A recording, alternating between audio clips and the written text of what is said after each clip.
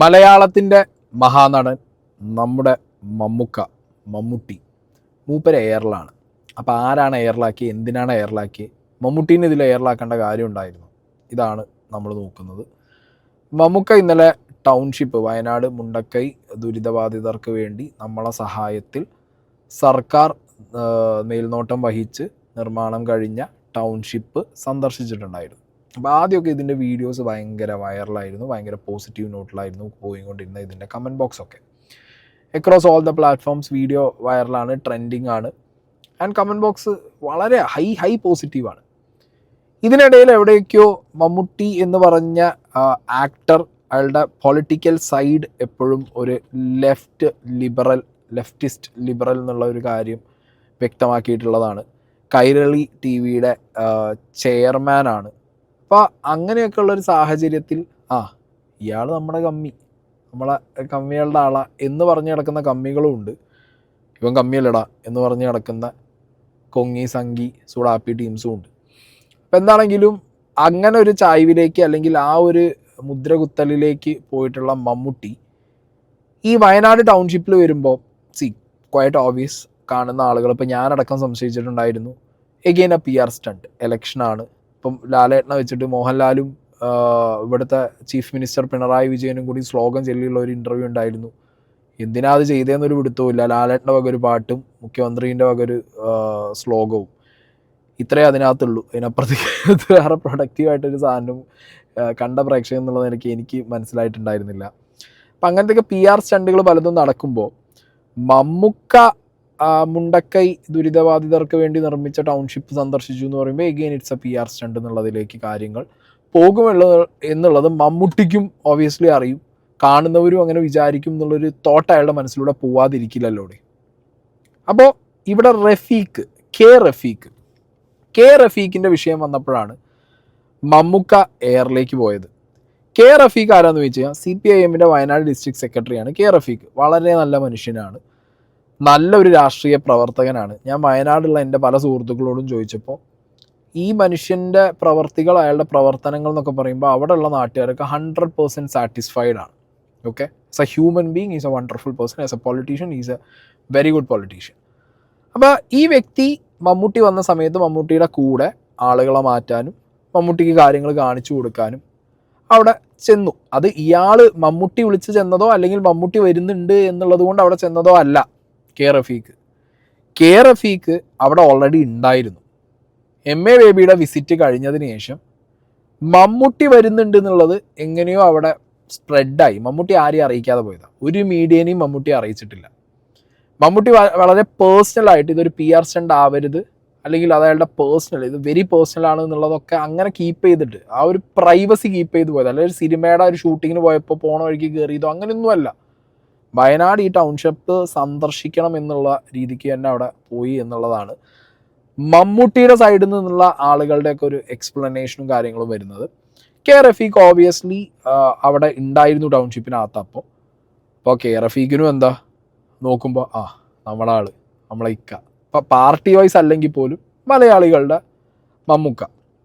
അപ്പോൾ ആ രീതിയിൽ ഈ വ്യക്തി എന്ത് ചെയ്യുന്നു, ഇയാളെ മമ്മൂട്ടീനെ എല്ലാ സ്ഥലങ്ങളും ചുറ്റിക്കാണിക്കാൻ ഒപ്പം പോകുന്ന സമയത്ത് ഇതൊരു PR സ്റ്റണ്ടാക്കി മാറ്റുമോ ഈ പേഴ്സണൽ വിസിറ്റ് എന്നുള്ളത് മനസ്സിൽ തോന്നിയ മമ്മൂട്ടി റഫീഖിനോട് ഒരു കാര്യം പറയുന്നു. ഇതിങ്ങോട്ട് ഭയങ്കരമായിട്ട് റഫീഖിനോട് കടന്നു പോടാ, കട്ടക്ക് പുറത്ത് എന്നല്ല പറഞ്ഞത്. ജനങ്ങളാൽ ഇലക്ട് ചെയ്ത് ജനങ്ങൾക്ക് വേണ്ടി ജനങ്ങൾ മുഖ്യമന്ത്രിയാക്കിയ വ്യക്തി വരെ കട്ടക്ക് പുറത്ത് എന്ന് പറഞ്ഞ നാട്ടിൽ മമ്മൂട്ടി വളരെ കൂളായിട്ടാണ് ഈ വ്യക്തിയോട് എന്ത് പറഞ്ഞേ, നിങ്ങൾ എൻ്റെ കൂടെ വന്നാൽ മേ ബി അത് നിങ്ങൾക്ക് വേണ്ടി ഞാൻ വന്നതാന്നുള്ള രീതിയിൽ വ്യാഖ്യാനിക്കപ്പെടും, അതുകൊണ്ട് നിങ്ങളൊന്ന് മാറി നിൽക്കണം. ഒരു ചിരിയോടുകൂടിയാണ് പറഞ്ഞ. റഫീഖും അത് അതേ ചിരിയോടുകൂടി ആക്സെപ്റ്റ് ചെയ്തു. അവിടെ അത്രയും നടന്നിട്ടുള്ളൂ. കാണട്ടെ, ഒരു സഹകരിച്ചു കൊടുക്കുക, അതല്ലേ ശരി. ഇനി ഇറങ്ങരുത് കേട്ടോ. വണ്ടി എടുപ്പിച്ചു.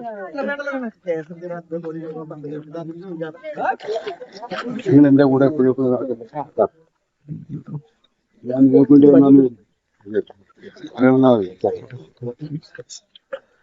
ഒരു കമ്മ്യൂണിറ്റി ഹാള് വരുന്നുണ്ട്, ഒരു ഡിസാസ്റ്റർ മെമ്മോറിയൽ.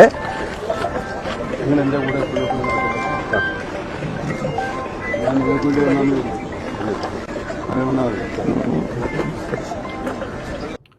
മമ്മൂട്ടിയുടെ മുഖത്തൊരു ചിരിയുണ്ട്, റഫീഖിൻ്റെ മുഖത്തൊരു ചിരിയുണ്ട്. ഞാൻ പറഞ്ഞല്ലോ, മമ്മൂട്ടിയുടെ വെരി പേഴ്സണൽ വിസിറ്റാണത്. നിങ്ങൾ എന്തിനാ എപ്പോഴും എൻ്റെ കൂടെ നടക്കുന്നത്, നിങ്ങൾക്ക് വേണ്ടി ഞാൻ വന്നതെന്ന് വിചാരിക്കില്ല എന്ന് പറഞ്ഞാൽ ചിരിച്ചാണ് മമ്മൂട്ടി തിരിയുന്നത്. റഫീഖും അത് അതേ സെൻസിലെടുക്കുന്നു. സോഷ്യൽ മീഡിയ ഭയങ്കര ആക്റ്റീവാണ്, പഴയ പോലെയൊന്നുമല്ല. കുറേ ഒരു 1 കിലോമീറ്റർ അപ്പുറത്തുള്ളത് വരെ പിടിക്കാൻ പാകത്തിനുള്ള മൈക്കുകളും ക്യാമറകളൊക്കെ ഇപ്പോൾ മൊബൈലിൽ തന്നെ നമുക്ക് ഭയങ്കര അവൈലബിൾ ആണ്.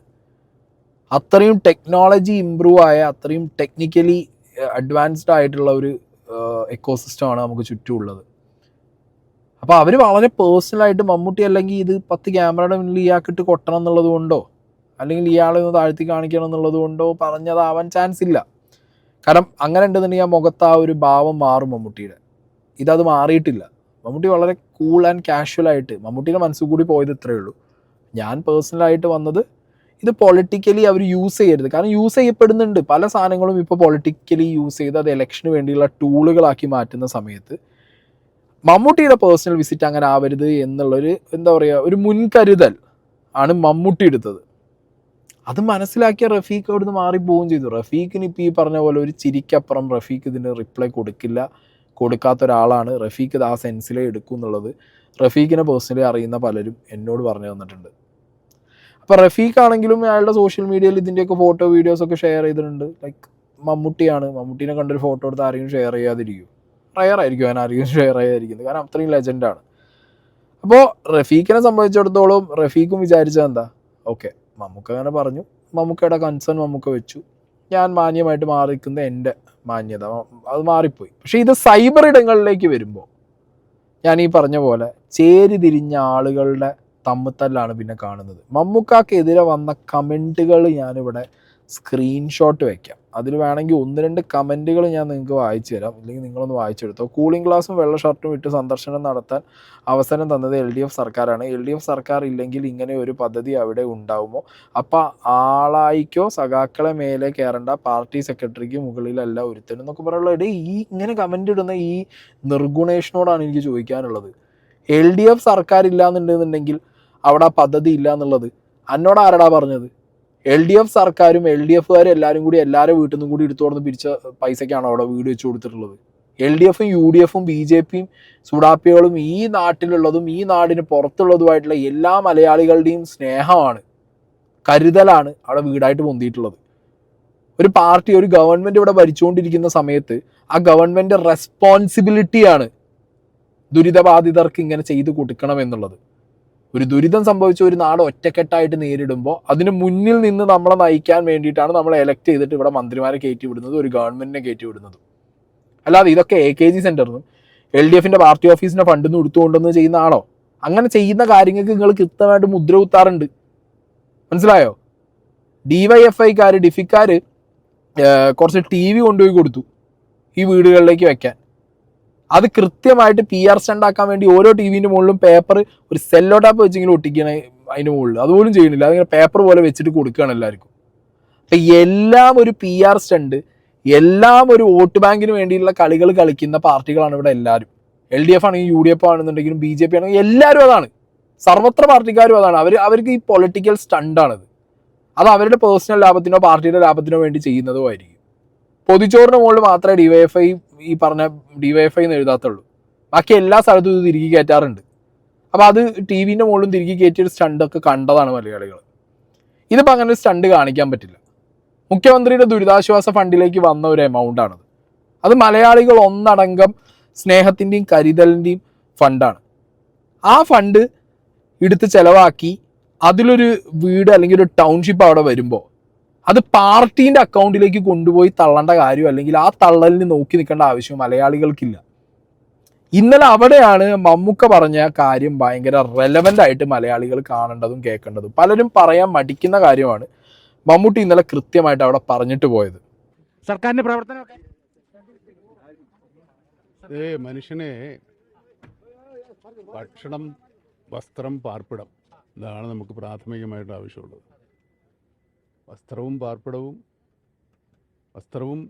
ഭക്ഷണം മാത്രം കിട്ടുന്നവരുണ്ട്, ഭക്ഷണവും പാർപ്പിടവും വസ്ത്രവും കിട്ടുന്നവരുണ്ട്, ഇത് മൂന്നും കിട്ടുന്നവരുണ്ട്. പക്ഷേ അപൂർവമായിട്ട് മാത്രമേ ഇങ്ങനെ പാർപ്പിടം ഒരു ജനത, ഒരു നാട്ടിലെ ജനങ്ങൾ മുഴുവൻ എല്ലാവരും ചേർന്നിങ്ങനെ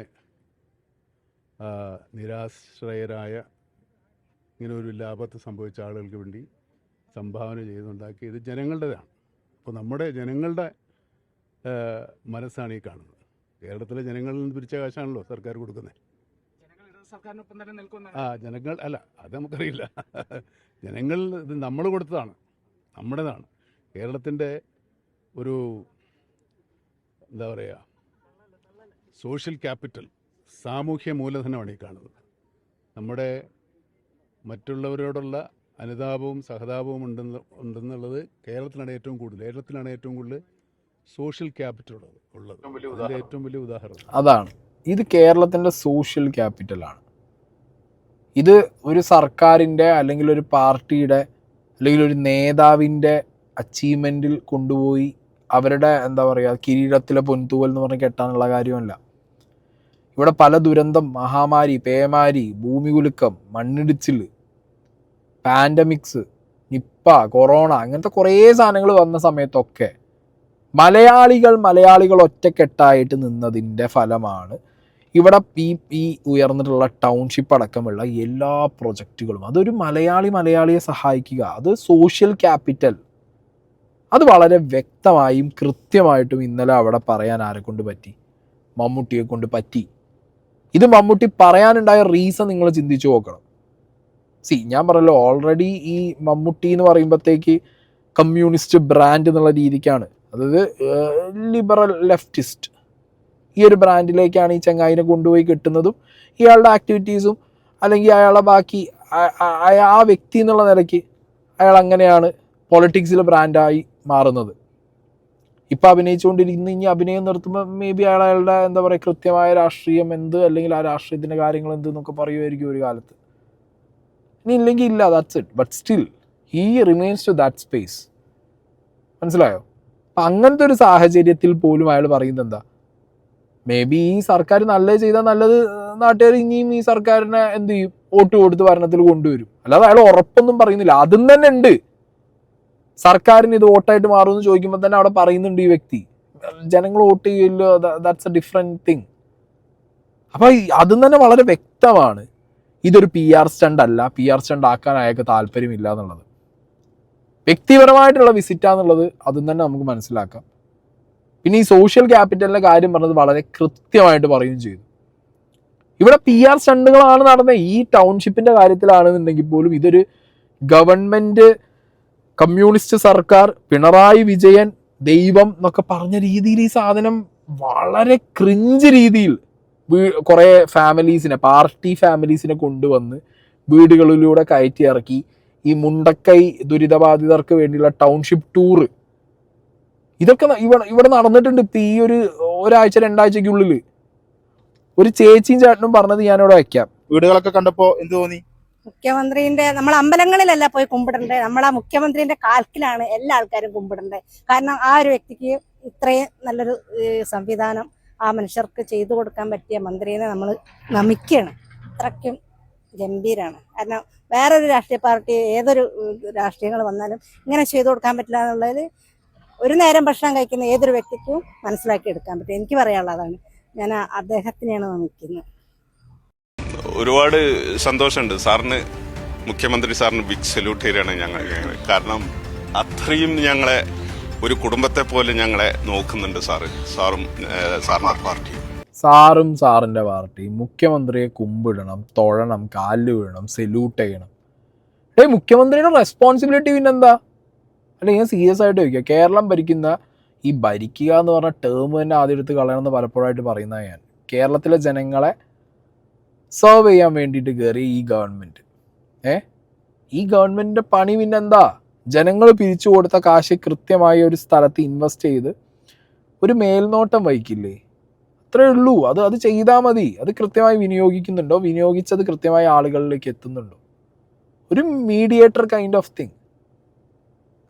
അത്ര മതി. അല്ല അതിലും കൂടുതൽ ആർഭാടോ അല്ലെങ്കിൽ അതിലും കൂടുതൽ കാലിൽ വെള്ളോ തൊഴിലോ ഒന്നും കേരളത്തിലെ മുഖ്യമന്ത്രി ഇനി ആര് വന്നാലും കൊടുക്കേണ്ട കാര്യമില്ല.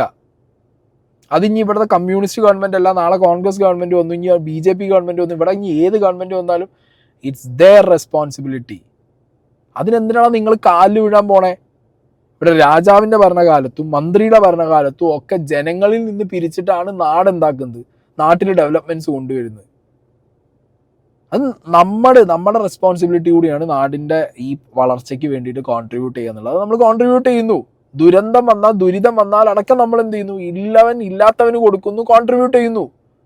അത് കൃത്യമായിട്ട് ഒരു സ്ഥലത്ത് കൊണ്ടുപോയി അവിടെ ഒരു പ്രൊജക്റ്റായി പ്ലാൻ ചെയ്യുക എന്നുള്ളത് it's their responsibility, it's any government's responsibility. ഇതിപ്പോഴും മനസ്സിലാക്കാതെ അടിമകളെ പോലെ ജീവിക്കാൻ വേണ്ടിയിട്ടാണോ ഇവിടെ കുറേ ഇതെന്താ പറയുക, പാർട്ടിയും മതവും മാത്രം ചിന്തിക്കുകയാണ്. മോർ ദാൻ ദാറ്റ് ഇവിടെ ഒന്നും ചിന്തിക്കുന്നില്ല സൊസൈറ്റി. നമ്മുടെ പൈസ, നമ്മുടെ അധ്വാനം, നമ്മുടെ ടൈം, നമ്മുടെ ബാക്കിയുള്ളവർക്ക് വേണ്ടി കൊടുത്ത കരുതൽ, അതിന് മീഡിയേറ്റർ ആയിട്ട് നിൽക്കുക എന്നുള്ളത് മാത്രമാണ് ഒരു ഗവൺമെൻറ്റിൻ്റെ പണി. And it's their job, their responsibility. അവരത് ചെയ്യണം. ചെയ്തില്ലെങ്കിൽ പിന്നെ എന്ത്? ഇത് ചെയ്തതിന് ശേഷം 10 ഫ്ലെക്സും അടിച്ച് ഞങ്ങൾ ചെയ്തതെന്ന് പറയുമ്പോൾ ഇവരൊക്കെ കുടുംബത്തിൽ നിന്ന് കൊടുന്ന പോലത്തെ ഫീലും ഉണ്ടാക്കി വെച്ചിട്ട് നാട്ടുകാരെ അടിമയാക്കുക എന്നുള്ളൊരൊറ്റ കോൺസെപ്റ്റ്. ആ ചേച്ചിയൊക്കെ പറയുന്നത് ചോറുണ്ണല്ലേ എന്ന് ചേച്ചി ബാക്കിയുള്ള ചേച്ചി ചോറുണ്ണല്ലേ? അയ്യോ. കാരണം ഞാൻ പറഞ്ഞു ഇത് ഈ PR സ്റ്റണ്ടുകളെ പേടിച്ചിട്ട് തന്നെയാവും മമ്മൂട്ടി എന്ത് ചെയ്തത്, ഈ റഫീഖിനോട് പറഞ്ഞത് കുറച്ചൊന്ന് മാറി നിന്നാൽ നന്നായിരിക്കും എന്നുള്ളത്. ഞാൻ പറഞ്ഞു ഒരിക്കലും ഒരു കടുത്ത ഭാഷയിലുള്ള വൻ വിമർശനമോ അല്ലെങ്കിൽ ഭയങ്കര അതിഭീകരമായിട്ട് ഇയാളെ തള്ളി മാറ്റിയതൊന്നും അല്ല. ഇനിയിപ്പോൾ മമ്മൂട്ടി കേൾക്കാൻ പോണ കാര്യങ്ങൾ എന്ന് പറഞ്ഞാൽ മമ്മൂട്ടിയുടെ പേഴ്സണൽ ലൈഫും ഇയാളുടെ സിനിമാ ലൈഫൊക്കെ വെച്ചിട്ട് ഈ സാധനത്തിന് ഓഡിറ്റ് ചെയ്യും. ഞാനും ഹിയർ സൈസ് ഒരുപാട് കേട്ടിട്ടുണ്ട്. മമ്മൂട്ടിയുള്ള വേദിയിലോ സ്ഥലത്തോ വേറൊരാൾ കണ്ണട വെച്ച് നടക്കാനോ നല്ല ഡ്രസ്സ് ഇടാനോ സമ്മതിക്കാത്ത അങ്ങനത്തെ ഷോ ഓഫും ഈഗോ ഉള്ള ഒരു മനുഷ്യനാണ് മമ്മൂട്ടി എന്നുള്ളത് സിനിമാ സെറ്റുകളിലും ഈ പഴയകാല സിനിമയുടെ ബാക്ക്ഗ്രൗണ്ടിലുള്ളവരൊക്കെ പലരും ഹിയർസേ ആയിട്ട് പറയുന്നത് ഞാനും കേട്ടിട്ടുണ്ട്. പക്ഷെ ഇവിടെ എനിക്കത് അത്ര ആപ്ലിക്കബിൾ ആയിട്ട് തോന്നിയില്ല. മമ്മൂട്ടിക്ക് ഇപ്പം റഫീഖ് അവിടെ ഉള്ളത് കൊണ്ട് പ്രത്യേകിച്ച് ഒരു റഫീഖിനോട് ഈഗോ മൂത്ത് പറഞ്ഞതായിട്ട് എനിക്ക് തോന്നിയില്ല. ബിക്കോസ് ഓൾറെഡി ഈ പറഞ്ഞ പോലെ PR സ്റ്റണ്ടുകൾ കണ്ട മമ്മൂട്ടിക്ക് തോന്നിക്കാണും ഞാൻ വന്നതും പാർട്ടി PR സ്റ്റണ്ട് ആക്കണ്ട എന്ന് തോന്നിയത് കൊണ്ട് പ്യുവറായിട്ട് അയാൾ പറഞ്ഞു പോയൊരു കാര്യം. ഇനി ചിലപ്പോൾ മമ്മൂട്ടി എന്ത് ചെയ്യും, റഫീഖിനെ വിളിച്ച് സംസാരിച്ച് അയാൾക്ക് ഹേർട്ട് ആയിട്ടുണ്ടെന്നുണ്ടെങ്കിൽ അത് അവർ പറഞ്ഞ് തീർക്കും ചെയ്യും. പക്ഷെ ഇവിടെ ഇനിയും രാഷ്ട്രീയപരമായിട്ടുള്ള ലാഭത്തിന് വേണ്ടിയിട്ട് കുറേ കൊങ്ങികൾ എടുത്തു കൊണ്ടുപോയി വെച്ചിട്ട് എന്ത് ചെയ്യും, മമ്മൂട്ടിയെ സപ്പോർട്ട് ചെയ്യും. ബിക്കോസ് മമ്മൂട്ടീനെ സൈബർ അറ്റാക്ക് ചെയ്യുന്നത് കമ്മ്യൂണിസ്റ്റ് പാർട്ടിക്കാരാന്നുള്ള ലൈനിൽ കൊണ്ടുവരും. കുറേ കമ്മ്യൂണിസ്റ്റ് പാർട്ടീനകത്തിരിക്കുന്നവർ തന്നെ മമ്മൂട്ടീനെടുത്ത് തോട്ടിലെറിയാൻ നിൽക്കും, വേറൊരടിക്കാൻ നിൽക്കും. അങ്ങനെ ചേരി തിരിഞ്ഞുള്ള അടികൾ വരും. ഈ ഒരു ന്യൂസ് ക്ലിപ്പ് ഭയങ്കര ഇമ്പോർട്ടൻ്റ് ആണ്. ചെന്നൈയിലായിരുന്നു മമ്മൂട്ടി ഉണ്ടായിരുന്നത്. ഏതെങ്കിലും സിനിമാ ചിത്രീകരണത്തിന് അദ്ദേഹത്തിന് വേണ്ടി വന്നതല്ല, കാരണം അങ്ങനെയും കരുതിയിരുന്നു. പക്ഷേ ഈ ടൗൺഷിപ്പ് സന്ദർശിക്കുക എന്ന ആഗ്രഹത്തോടു കൂടി തികച്ചും സ്വകാര്യമായ ഒരു സന്ദർശനമാണ് മമ്മൂട്ടി ആഗ്രഹിച്ചത്. ഞാൻ എനിക്ക് പിന്നിൽ കാണുന്ന വീട്ടിൽ മമ്മൂട്ടി എത്തുകയും അവിടേക്ക് സന്ദർശനം നടത്തുകയും ചെയ്തു. ആ സമയത്തിന് മമ്മൂട്ടി വരുന്നതിന് തൊട്ട് മുൻപ് CP general secretary MA baby ഇവിടെ സന്ദർശനം നടത്തുന്നുണ്ടായിരുന്നു, മാധ്യമങ്ങളുണ്ടായിരുന്നു, വലിയ ആൾക്കൂട്ടമൊക്കെ ഉണ്ടായിരുന്നു. അതുകൊണ്ട് അവരെല്ലാവരും ഒഴിയുന്നതിന് വേണ്ടി മമ്മൂട്ടി അല്പം കാത്തു നിൽക്കുക പോലും ചെയ്തു ഇതിന് പുറത്ത്. അതാരും അറിഞ്ഞിരുന്നില്ല. അങ്ങനെ മാധ്യമങ്ങളെ ഒന്നും അറിയിക്കാതെ ഒരാളോടും ഇങ്ങോട്ടേക്ക് വരാൻ, തൻ്റെ ഒപ്പം വരാനൊന്നും ആവശ്യപ്പെടാതെ തികച്ചും പൂർണ്ണമായ ഒരു സ്വകാര്യ സന്ദർശനത്തിലാണ് മമ്മൂട്ടി ഇങ്ങോട്ടേക്ക് വന്നത്. പക്ഷേ മമ്മൂട്ടി ഇവിടേക്ക് എത്തുമ്പോഴേക്കും ഇവിടുത്തെ ഉദ്യോഗസ്ഥർ വഴിയൊക്കെ ആയിരിക്കണം മമ്മൂട്ടി വരുന്ന കാര്യം അറിഞ്ഞു. അപ്പോൾ CPM നേതാക്കൾ, CPM ജനറൽ സെക്രട്ടറി, CPM ജില്ലാ സെക്രട്ടറി റഫീഖ് ഉൾപ്പെടെയുള്ളവരും ഇങ്ങോട്ടേക്ക് എത്തുകയും മമ്മൂട്ടിയോടൊപ്പം ചേരുകയും ചെയ്തിരുന്നു. അങ്ങനെ മമ്മൂട്ടിക്ക് വഴിയൊരുക്കാനും മറ്റുമായി ആളുകളെ നിയന്ത്രിക്കുന്നത് CPM നേതാക്കൾ ഏറ്റെടുക്കുന്നതുണ്ടായി. അതോടൊപ്പം തന്നെ മമ്മൂട്ടി ഈ കാണുന്ന വീട്ടിലേക്ക് കയറുകയും ആളുകളോടൊക്കെ സംസാരിക്കുകയും മറ്റും ചെയ്തു. വലിയൊരു ആൾക്കൂട്ടം അപ്പോഴേക്കും ഇവിടെ ഉണ്ടായിരുന്നു. കാരണം ടൗൺഷിപ്പ് സന്ദർശിക്കാനും മറ്റുമായി അവധി ദിവസം ആയതിനാൽ തന്നെ നിരവധി ആളുകൾ എത്തുന്നത് പതിവാണ്. അങ്ങനെ ആ ആളുകളൊക്കെ മമ്മൂട്ടിയെ കാണാൻ തടിച്ചുകൂടി. ഇവിടുത്തെ ജോലിക്കാരെല്ലാവരും തടിച്ചുകൂടി. അപ്പോഴേക്ക് ഈ ആളുകളെ നിയന്ത്രിക്കുന്ന ഉത്തരവാദിത്തം CPM നേതാക്കൾ, CPM ജില്ലാ സെക്രട്ടറിയും ഒപ്പം തന്നെ DYFI നേതാക്കളും ഒക്കെ ഏറ്റെടുക്കുന്നതായി കാഴ്ചയായി. ഒരു പാർട്ടി പരിപാടി പോലെ പെട്ടെന്ന് അത് മാറിയത് തീർച്ചയായും മമ്മൂട്ടിക്ക് അസ്വസ്ഥത ഉണ്ടാക്കി എന്നത് കാണാൻ കഴിയുന്നുണ്ട്. അതോടൊപ്പം മമ്മൂട്ടി പോകുന്ന വഴിയിലൊക്കെയും മമ്മൂട്ടിക്ക് വീട്ടിൽ കയറിയപ്പോഴും അവിടെ മുകളിൽ ആളുകളെ കണ്ട് അഭിവാദ്യം അർപ്പിക്കുമ്പോഴും ഒക്കെയും CPM ജില്ലാ സെക്രട്ടറി ഒപ്പം ചേർന്ന് നിൽക്കുകയും മറ്റും ചെയ്തു. അങ്ങനെ ഒരു പാർട്ടി പരിപാടി പോലെയായി മാറിയതാണ് സത്യത്തിൽ മമ്മൂട്ടിക്ക് അസ്വസ്ഥത ഉണ്ടാക്കിയത്, അതൃപ്തി ഉണ്ടാക്കിയത്. അങ്ങനെ നിവൃത്തിയില്ലാതെയാണ് മമ്മൂട്ടി പറഞ്ഞത്, അല്പം മാറി നിൽക്കൂ, അല്ലെങ്കിൽ ഞാൻ നിങ്ങളോടൊപ്പം വന്നതായി, നിങ്ങൾ പറഞ്ഞിട്ട് വന്നതായിട്ടോ അല്ലെങ്കിൽ നിങ്ങൾക്ക് വേണ്ടി വന്നതായിട്ടോ തോന്നും എന്ന് മമ്മൂട്ടി പറയുകയും ചെയ്തത്. പക്ഷേ കേട്ടല്ലോ, അപ്പം മമ്മൂട്ടി അവിടെ വളരെ പേഴ്സണലായിട്ട് പോയി. റഫീഖ് വേറൊരു MA ബേബിയുടെ വിസിറ്റിന് അവിടെ ഉണ്ടായിരുന്നു. ഇത് രണ്ടും കൂടിയും ക്ലാഷ് ആയപ്പോൾ ഇപ്പം റഫീഖ് ഒരിക്കലും ഇത് എൻ്റെ പാർട്ടി അക്കൗണ്ട് കയറണമെന്നോ അല്ലെങ്കിൽ ഇത് കമ്മ്യൂണിസ്റ്റ് പാർട്ടിയുടെ അക്കൗണ്ടിൽ കയറ്റണമെന്നോ വിചാരിച്ചിട്ട് ചെയ്തതാവാനും ചാൻസ് ഇല്ല. കാരണം ഈ റഫീഖ് എന്താണെന്നുള്ളത് ഞാൻ സംസാരിച്ച സമയത്ത് പറഞ്ഞ ആളുകൾ എന്നോട് പറഞ്ഞത്, അയാൾ അങ്ങനെയാണ് ആ മനുഷ്യൻ. അയാൾ ഈ ദുരിത സമയത്തും ദുരന്തം നടന്ന സമയത്തൊക്കെ ഈ മുണ്ടക്കൈയിലും ഇതിന് ചുറ്റുവട്ടത്തും ഈ ടൗൺഷിപ്പിൻ്റെ അവിടെ ഇപ്പോൾ ഈ പണി നടക്കുന്ന അവിടെയൊക്കെ ആയിട്ട് വളരെ ആക്റ്റീവായിട്ടുള്ളൊരു പാർട്ടിക്കാരനാണ്, ഒരു പൊതുപ്രവർത്തകനാണ്. അപ്പം അങ്ങനെയുള്ള ഒരാൾ, അയാൾ മമ്മൂട്ടി ഇപ്പം മമ്മൂട്ടി ഇനി എത്ര ആളെ അറിയിക്കാതെ ഈ കേരളത്തിൻ്റെ ഏത് മുക്കിലോ മൂലയിലോ വന്നാലും 2 മിനിറ്റ് കൊണ്ട് ആൾ കൂടില്ലേ? അത് എത്ര ജനറേഷൻ കണ്ട നടനാണ്. അപ്പോൾ അവിടെ എത്ര ആൾക്കൂട്ടം കൂടുന്ന ആലോചിച്ചോ. ആൾക്കൂട്ടം കൂടിയ സമയത്ത് പൊതുവേ നമുക്കറിയാം കമ്മ്യൂണിസ്റ്റ് പാർട്ടിക്കാർ എന്ന് പറഞ്ഞാൽ ഇങ്ങനെയാണ്. എന്തെങ്കിലും ഒരു കാര്യം അവർ സ്വയം കൊണ്ട് ഏറ്റെടുക്കും. പിന്നെ ആരെയും അറിയിക്കാതെ മമ്മൂട്ടി പോകുകയെന്ന് പറഞ്ഞു കഴിഞ്ഞാൽ ഓബിയസ്ലി സെക്യൂരിറ്റി റീസൺസ് വേറെ വരും. അപ്പോൾ പിന്നെ പോലീസ് വരേണ്ടി വരും, പിന്നെ മീഡിയ അറിഞ്ഞ് മണത്ത് പിടിച്ച് വരും, ആൾക്കൂട്ടം കൂടും. അപ്പോൾ ആരെങ്കിലുമൊക്കെ കൺട്രോൾ ചെയ്യാൻ വേണമെന്നുള്ള രീതിക്ക് കയറി നിന്നായിരിക്കണം. അല്ലാതെ അയാൾ പാർട്ടിക്കാരനാണെന്ന് വിചാരിച്ചിട്ടോ അല്ലെങ്കിൽ പാർട്ടിയുടെ അക്കൗണ്ട് കൊണ്ടുവരാനോ നിന്നായിരിക്കാൻ ഒരു വഴി ഞാൻ പേഴ്സണലി കാണുന്നില്ല റഫീഖിൻ്റെ. ഇതിപ്പോൾ റഫീഖിനെ മാസാക്കാൻ വേണ്ടി മമ്മൂട്ടീനെ ചവിട്ടിത്താത്താൻ നടക്കുന്ന കമ്മ്യൂണിസ്റ്റുകാർ മനസ്സിലാക്കേണ്ടത് റഫീഖ് ഇത് മനഃപൂർവ്വം ചെയ്തതല്ല, മമ്മൂട്ടി റഫീഖിനെ മോശക്കാരനാക്കാൻ വേണ്ടി പറഞ്ഞതുമല്ല. ഇത് സോഷ്യൽ മീഡിയയിൽ നിങ്ങൾ 2 തട്ടിൽ ചേരി തിരിഞ്ഞ് അങ്ങോട്ടും ഇങ്ങോട്ടും അടി ഉണ്ടാക്കി കഴിഞ്ഞാൽ സ്വന്തം പല്ലിൻ്റെ ഇടയിൽ കുത്തി നാറ്റിക്കുക എന്നുള്ള പരിപാടിയല്ലാതെ പൊതുജനം ഇതൊന്നും എന്താ പറയുക കണക്കിലെടുക്കില്ല. ഫ്യൂ അവേഴ്സ്, ഇപ്പോൾ ഞാൻ പറഞ്ഞല്ലോ, ഈ ഒരു വീഡിയോ അപ്ലോഡ് ആവുന്നവരെ ഒരു കുറച്ച് നേരത്തിന് അടുത്തൊരു ന്യൂസ് കിട്ടുന്നവരെ ഇതിങ്ങനെ പോകുന്നല്ലാതെ, അല്ലെങ്കിൽ മമ്മൂട്ടിയോട് ഹെയ്റ്റുള്ള കുറച്ച് ആളുകൾക്ക് മമ്മൂട്ടിയെ വിമർശിക്കാനൊരു സാധനമായി, റഫീഖിൻ്റെ രാഷ്ട്രീയം ഹെയ്റ്റുള്ളവർക്ക് റഫീഖിനെ വിമർശിക്കാനൊരു കാര്യം എന്നുള്ളതായി. ഇതിപ്പോൾ ഈ സോഷ്യൽ മീഡിയ ഒന്നും ഇല്ലാതെ, അല്ലെങ്കിൽ സോഷ്യൽ മീഡിയ ഇത്രത്തോളം ആക്റ്റീവ് അല്ലാത്തൊരു സമയമെന്ന് വിചാരിച്ചു, അല്ലെങ്കിൽ ടെക്നോളജി ഇത്ര ഇമ്പ്രൂവ് ചെയ്യാത്തൊരു സമയമെന്ന് വിചാരിച്ചു, ഇത്രയും ദൂരത്തുനിന്ന് വളരെ പേഴ്സണലായിട്ട് പറഞ്ഞൊരു കാര്യം ഇത്ര ക്രിസ്റ്റൽ ക്ലിയർ ആയിട്ട് നമുക്ക് എടുത്തു കൊടുന്ന് അത് ഓഡിറ്റ് ചെയ്ത് അതിലൊരു കണ്ടന്റ് ഉണ്ടാക്കാനോ അല്ലെങ്കിൽ അതിലൊരു കോൺട്രവേഴ്സി ഉണ്ടാക്കാനോ പറ്റില്ല എന്നുള്ളതും ഒരു ഫാക്റ്റാണ്. മനസ്സിലായില്ലേ? അപ്പോൾ പ്രൈവസി ഇല്ല ഇനി മുതൽ. ഇങ്ങനത്തെ കാര്യങ്ങളൊക്കെ ഇനി ചെവിട്ട് പറഞ്ഞാലും എവിടെ പറഞ്ഞാലും ഇത് എങ്ങനെയൊക്കെ മൈക്കിൽ പെടും. മൈക്ക് ചുറ്റും ഉണ്ടോ, ക്യാമറ ചുറ്റും ഉണ്ടോ, പെട്ടുപോകും, അത് ഉറപ്പാണ്. അപ്പം ഇത് അതിഭീകരമായിട്ട് മമ്മൂട്ടിക്ക് ഹേറ്റ് വരാനും റഫീഖിന് ഹേറ്റ് വരാനും മാത്രം ഒരു കോൺട്രവേഴ്സി ഒന്നുമില്ല. അവിടുത്തെ പാവങ്ങൾക്ക്, എല്ലാം നഷ്ടപ്പെട്ടവർക്ക്, ജനങ്ങളാൽ പണി കഴിപ്പിച്ച കുറേ വീടുകൾ കിട്ടി, അവരവിടെ കയറി താമസിക്കട്ടെ, സന്തോഷിക്കട്ടെ, ടൗൺഷിപ്പ് ഫുള്ളാവട്ടെ. ആരെന്ത് വെച്ചു കൊടുത്താലും, മനസ്സിലായി, മുസ്ലിം ലീഗ് ചെയ്താലും ഇല്ലെങ്കിൽ ബാക്കി ഇനി മതപരമായിട്ടുള്ളവർ ചെയ്താലും രാഷ്ട്രീയക്കാർ ചെയ്താലും ഓരോ ഇൻഡിവിജ്വൽ ഒരു കമ്പനി ചെയ്താലും ഒക്കെ, ഇനി ഗവൺമെൻറ് മേൽനോട്ടത്തിൽ നാട്ടുകാരുടെ പൈസയ്ക്ക് എടുത്തിട്ട് ടൗൺഷിപ്പ് പണിഞ്ഞാലും എങ്ങനെയാണെന്നുണ്ടെങ്കിലും ദുരിതം അനുഭവിക്കുന്നവർക്ക് അവിടെ കുറച്ച് വീട് കിട്ടിയത് നല്ല കാര്യം. ഇനി ഇതിൻ്റെ ബാക്കിലൊക്കെ വല്ല സ്കാമും ഇതിൻ്റെ ബാക്കിലുള്ള ക്വാളിറ്റി വിഷയങ്ങളൊക്കെ ഒന്നില്ലെങ്കിൽ ഇനിയിപ്പോൾ ഒരു മഴ കഴിയണം, അല്ലെങ്കിൽ അവിടെ താമസിച്ച് തുടങ്ങിയാലെങ്കിൽ ഇതിൻ്റെ ബാക്കിയുള്ള ഫേസുകൾ എന്താണെന്ന് മനസ്സിലാവുള്ളൂ. ഇപ്പം മോടി ഉടിപ്പിച്ച് കാണാൻ നല്ല ഭംഗിയുള്ള ഒരു അച്ചടക്കമുള്ള ഒരു ഫെസിലിറ്റി ആയിട്ട് നമുക്കിത് കാണുന്നുണ്ട്. എസ്പെഷ്യലി ജനങ്ങളാൽ കൊടുത്ത പൈസയ്ക്ക് ഗവൺമെൻറ് ഉണ്ടാക്കിയ ഈ ഒരു ടൗൺഷിപ്പ്. ബാക്കിയുള്ള ടൗൺഷിപ്പ് പരിപാടികളും ബാക്കി പരിപാടികളൊക്കെ വയനാടിൻ്റെ പല ഭാഗങ്ങളിലായിട്ട് നടക്കുന്നുണ്ട്.